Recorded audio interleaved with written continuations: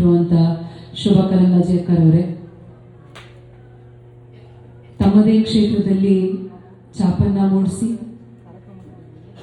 ಮಹಿಳೆಯರಿಗೆ ಒಂದು ರೀತಿ ತಾಯಿಯಾಗಿ ಸೇವೆಯನ್ನು ಸಲ್ಲಿಸ್ತಾ ಇರುವಂಥ ಡಾಕ್ಟರ್ ಪದ್ಮಿನಿ ಮೇಡಮ್ ಅವರೇ, ಗೌಡಸಾನಿ ಸಂಘದ ಅಧ್ಯಕ್ಷರಾಗಿರುವಂಥ ವೀಣಾ ಅಕ್ಕರ್ ಅವರೇ, ಗೌಡಸಾನಿ ಸಂಘದ ಎಲ್ಲ ಪದಾಧಿಕಾರಿಗಳು ಹಾಗೆ ಇಲ್ಲಿ ನೆರೆದಿರುವಂಥ ಎಲ್ಲ ಹಿರಿಯರಿಗೆ ನಮಸ್ಕಾರ. ಮೊದಲನೇದಾಗಿ ಗೌಡಸಾನಿ ಸಂಘಕ್ಕೆ 1 ವರ್ಷ ತುಂಬಿದೆ. ನಿಮ್ಮೆಲ್ರಿಗೂ ನಾನು ತುಂಬ ಹೃದಯದ ಅಭಿನಂದನೆಗಳನ್ನು ಸಲ್ಲಿಸಲಿಕ್ಕೆ ಬಯಸ್ತಾ ಇದ್ದೀನಿ. ತಂದೆ ಮಾಗಡಿ, ತಾಯಿ ಬೆಂಗಳೂರು. ನಾನು ಹುಟ್ಟಿದ್ದು ಬೆಂಗಳೂರು. 21ನೇ ವಯಸ್ಸಿಗೆ ವೈವಾಹಿಕ ಜೀವನ, 25ನೇ ವಯಸ್ಸಿಗೆ ವೈಧವ್ಯ, 30ನೇ ವಯಸ್ಸಿಗೆ ರಾಜಕಾರಣ, 35ನೇ ವಯಸ್ಸಿಗೆ ವೇದಿಕೆ ಮೇಲೆ ನಿಂತು ನಿಮ್ಮನ್ನೆಲ್ಲರನ್ನೂ ಉದ್ದೇಶಿಸಿ ಮಾತನಾಡುವಂಥ ಒಂದು ಸಣ್ಣ ಅವಕಾಶ.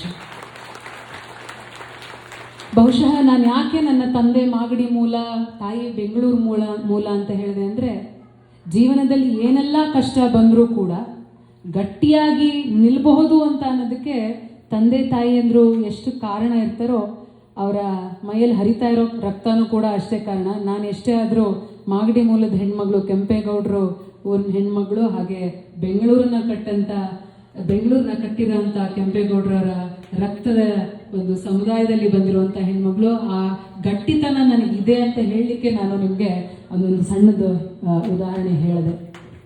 ಸಂತೋಷ ಆಗುತ್ತೆ. ನಮ್ಮ ಸಮುದಾಯದಲ್ಲಿ ಹೆಚ್ಚಿನ ಪ್ರಾಮುಖ್ಯತೆಯನ್ನು ಬರೀ ಪುರುಷರೇ ತೆಗೆದುಕೊಳ್ಳುವಂಥದ್ದು ಸದಾಕಾಲ. ಯಾಕಂದರೆ ನಾನು ಅದೇ ಸಮುದಾಯದಲ್ಲಿ ಬೆಳೆದಿರೋವಂಥದ್ರಿಂದ ಹೇಳ್ತಾ ಇದ್ದೀನಿ, ಬಹಳ ಕಿರಿಯೋಳಿದ್ದೀನಿ ಆದರೂ ಕೂಡ ಹೇಳ್ತಿದ್ದೀನಿ. ನಮ್ಮಲ್ಲಿ ಹೆಂಗೆ ಅಂದರೆ, ತಂದೆ ತಾಯಿ ವಯಸ್ಸಿಗೆ ಬರೋವರೆಗೂ ತಂದೆ ತಾಯಿಯ ಅಡಿಯಲ್ಲಿ ಹೆಣ್ಣುಮಕ್ಕಳನ್ನು ಬೆಳೆಸೋವಂಥದ್ದು. ವಯಸ್ಸಿಗೆ ಬಂದ ನಂತರ ಬೇರೆ ತಂದೆ ತಾಯಿ ಬೆಳೆಸಿರೋ ಮಕ್ಕಳಿಗೆ ತಮ್ಮ ಹೆಣ್ಣು ಮಕ್ಕಳನ್ನು ಕೊಟ್ಟು ಮದುವೆಯನ್ನು ಮಾಡಿ ಒಂದು ನಂಬಿಕೆಯನ್ನು ಇಟ್ಟು ಮಗಳು ಚೆನ್ನಾಗಿರಲಿ ಅಂತ ಹೇಳಿ ಕಳಿಸಿ ಗಂಡನ ಅಡಿಯಲ್ಲಿ ಕೆಲಸ ಮಾಡಲಿಕ್ಕೆ ಅಥವಾ ಗಂಡನ ಅಡಿಯಾಳಾಗಿ ಕೆಲಸ ಮಾಡಲಿಕ್ಕೆ ಜೀವನವನ್ನು ಸಾಗಿಸ್ಲಿಕ್ಕೆ ಕಳಿಸುವಂಥದ್ದು. ನಾನು ಯಾವಾಗಲೂ ಬೇರೆ ಸಮುದಾಯದ ಹೆಣ್ಮಕ್ಳುಗಳನ್ನು ನೋಡ್ತಿದ್ದೆ. ನಮ್ಮಲ್ಲೇ ಸ್ವಲ್ಪ ಸ್ಟ್ರಿಕ್ಟ್ ಜಾಸ್ತಿ, ಅತಿಯಾಗಿ ಸ್ಟ್ರಿಕ್ಟ್ ಆಗಿ ಬೆಳೆಸ್ತಾರೆ ನಮ್ಮನ್ನು. ನಾನು ಯೋಚನೆ ಮಾಡ್ತಿದ್ದಾಗೆಲ್ಲ ನನಗೆ ಅನಿಸ್ತಿತ್ತು, ಬಹುಶಃ ಅವರು ಆ ಸಂಸ್ಕಾರ ಕೊಟ್ಟಿದ್ದಕ್ಕೆ ನಾವಿವತ್ತು ಸಮಾಜದಲ್ಲಿ ಗಟ್ಟಿಯಾಗಿ ನಿಂತಿರೋದಕ್ಕೆ ಸಾಧ್ಯ ಆಯಿತು ಅಂತ. ಆದ್ದರಿಂದ ನಾವೆಲ್ಲ ಏನು ಈ ಸಮುದಾಯದಲ್ಲಿ ಇದ್ದೀವಿ, ನನಗಂತೂ ಬಹಳ ಹೆಮ್ಮೆ ಇದೆ. ಈ ಸಮುದಾಯದ ಒಬ್ಬ ಹೆಣ್ಣುಮಗಳಾಗಿ ಇವತ್ತು ಈ ರಾಜ್ಯದಲ್ಲಿ ಒಂದು ರಾಜಕಾರಣಕ್ಕೆ ಬಂದು ಕೆಲಸವನ್ನು ಮಾಡ್ತಾ ಇದ್ದೀನಿ ಅಂತ.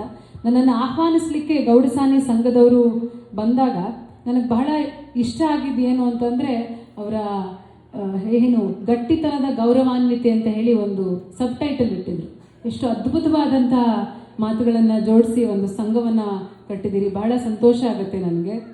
ಗಟ್ಟಿತನ ಇರುತ್ತೆ, ಗೌರವವನ್ನು ಉಳಿಸ್ಕೊಂಡು ಗಟ್ಟಿತನವನ್ನು ಕಾಪಾಡೋದಿದೆಯಲ್ಲ, ಅದು ಬಹಳ ದೊಡ್ಡ ವಿಷಯ. ಹಾಗಾಗಿ ಈ ಸಂಘದ 1 ವರ್ಷದ ಸಂಭ್ರಮಾಚರಣೆಯ ಅಂಗವಾಗಿ ನನಗೂ ಕರೆದು ಒಂದು ಅವಕಾಶವನ್ನು ಮಾಡಿಕೊಟ್ಟು ನಿಮ್ಮನ್ನೆಲ್ಲರನ್ನೂ ಭೇಟಿ ಮಾಡಲಿಕ್ಕೆ ಅವಕಾಶವನ್ನು ಮಾಡಿಕೊಟ್ಟಂತಹ ಈ ಸಂಘಕ್ಕೆ ನಾನು ತುಂಬ ಹೃದಯದ ಧನ್ಯವಾದಗಳನ್ನು ಹೇಳಲಿಕ್ಕೆ ಬಯಸ್ತಾ, ನಾನು ಒಬ್ಬ ಹೆಣ್ಮಗಳಾಗಿ ನನಗೆ ಯಾವಾಗಲೂ ಅನಿಸೋದು, ಇವತ್ತು ಬಹಳಷ್ಟು ಜನ ಹೆಣ್ಮಕ್ಳು ಎಲ್ಲ ಕಟ್ಟೋಲೆಗಳನ್ನು ಮೀರಿ ಮುಂದೆ ಸಾಗ್ತಿದ್ದಾರೆ. ಎಲ್ಲ ಕ್ಷೇತ್ರಗಳಲ್ಲೂ ಕೂಡ ಹೆಣ್ಮಕ್ಳು ಇವತ್ತು ನಾವು ಯಾರಿಗೂ ಕಮ್ಮಿ ಇಲ್ಲ. ಬರೀ 4 ಗೋಡೆಗಳಲ್ಲಿ ಅಡುಗೆ ಮನೆಗೆ ಮಾತ್ರ ನಾವು ಸೀಮಿತರಾಗಿಲ್ಲ, ಆಚೆಗಡೆನೂ ಕೂಡ ನಾವು ಎಲ್ಲ ಕ್ಷೇತ್ರಗಳಲ್ಲಿ ಸಾಧನೆಯನ್ನು ಮಾಡಬಹುದು ಅಂತ ಹೇಳಿ ಈಗ ಹೊರಗಡೆ ಬಂದು ಕೆಲಸವನ್ನು ಮಾಡ್ತಾ ಇದ್ದೀವಿ ಎಲ್ಲರೂ ಕೂಡ.